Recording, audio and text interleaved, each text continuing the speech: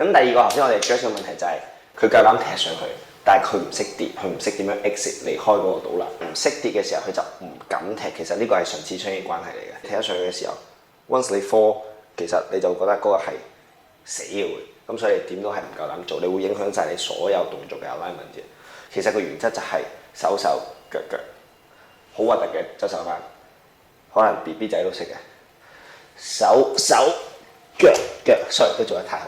手手腳腳咁樣啊嘛，係咪？當你擺到落去倒立嘅時候，個 X 其實都係同頭先嘅原則一樣嘅，你都係手，然之後喐嘅時候手腳腳，係咪都係咁 ？OK， 咁所以咧要學跌咧，首先學咗我哋講個側手翻個原則先，試下踢多少少，係啦。